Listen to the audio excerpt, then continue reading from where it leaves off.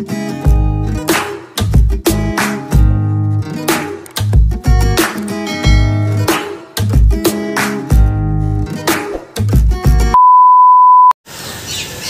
guys.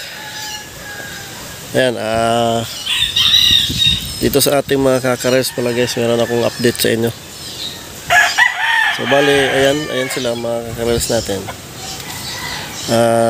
Meron na silang parang hari kumbaga guys ba. So napansin ko to nung isang araw pa.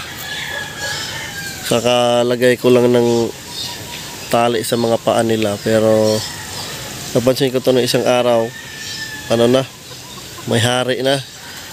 Kapag naglalagay ako ng pagkain, isa, dalawa, tatlo na lang yung nakakakain kasi pinapalo na nila.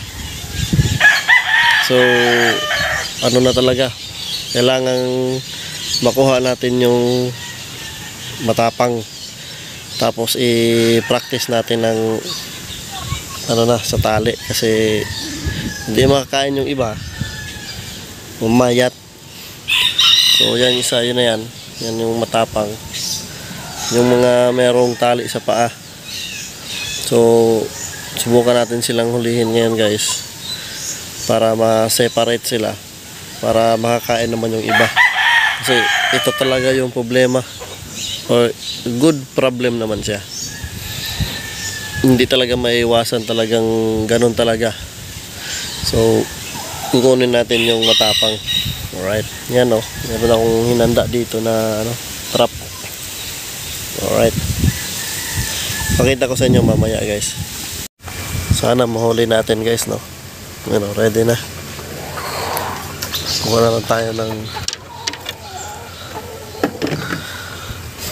pagkain nila. Pumasok na yung isa pero kailangan kumuha tayo ng madami.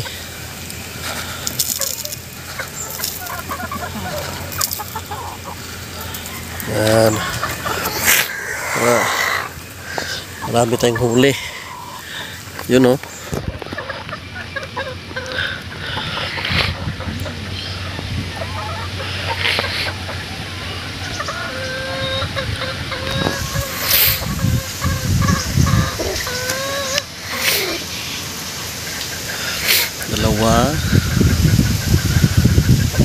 dalawa na yung nasa loob.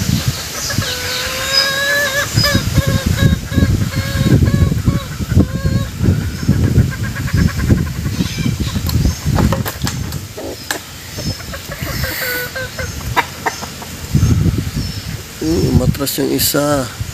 So, papakita ko sa inyo mamaya guys pag ito yung isa guys. Yan.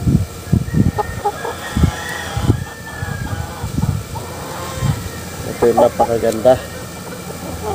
Sakto lang yung kukat. Ito yung pinaka matapang sa kanila. Yan.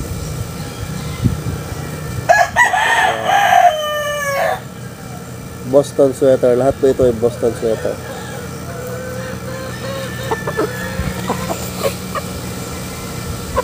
Ito rin yung isa guys, Boston sweater na straight comb. So ito mas maganda na hulihin natin to, kasi para mapurga rin natin ulit, tapos mas ma-monitor natin maigi. Yan, mas ma-monitor natin maigi. Straight comb na Boston sweater. Hindi ko nahuli itong isa guys. Ayan may tali. Hindi ko siya nahuli. Masyadong ayaw niyang pumasok sa bitag. Ayaw niyang magpabitag. Busog siguro. Kaya ayaw lumapit. Ayan yung pula na yan ayaw mong pahuli. Ni ayaw lumapit, pero nahuli natin yung mga kapatid niya. Dalawa dito sa loob. Isa, ayan. Gusto isa. So i-ano ko na sila guys. I-practice ko na sila itali. So itong ating broadcock, pwede natin itong malipat doon. Kasi kailangan natin ng 4 dito. Pwede siya doon sa, kasi ano pa naman siya tawag dito, lugon ba. Ayan, yung problema dito, ang dami ibon, no? Pero disclaimer muna guys, no animals were harmed in the making of this video. Yan, yan, hindi ko mahuli-huli, ngayon na siya lalapit na ano na, wala na halos pagkain. Yan. Ang bala ko sana guys na pagka 5 months na silang hulihin. Kaso nga lang parang hindi yata kasi hindi na nakakain yung iba. So dito natin ilipat yung isa. May isa ditong talian. Yan, pwede din dito. Tagalin lang natin itong bantam. Yun. So yun nga, dapat 5 months pa lang.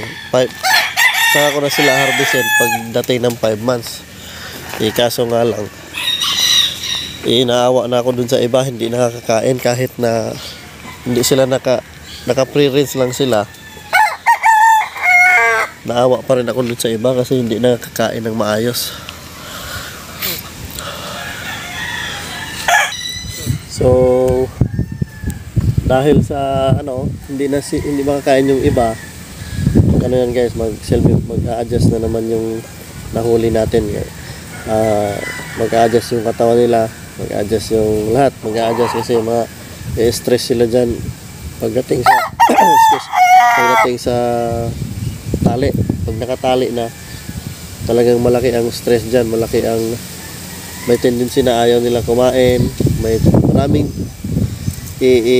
tendency talaga na magbago yung appetite nila guys. So yun naman yung babantayan natin. Pero kapag nasanay na sila sa talian, palagay natin mga 2 linggo, tapos bumalik yung pagkain na nila, yung appetite kumbaga, yun, magiging okay yun kasi mas mabilis natin silang ma-monitor pa. Kapag merong sakit, at least nakatali na sila. Pero sa kagandahan naman dito sa mga alaga natin guys, wala namang sakit. So yun naman yung maganda. So hindi ko na pakita yung pagtali guys kasi bawal sa whitey. Maselan yung whitey. So yun muna guys. So ayan i-practice ko ng lagyan ng tali yan sa paa, tapos tali ko na. So yun muna guys. Thank you.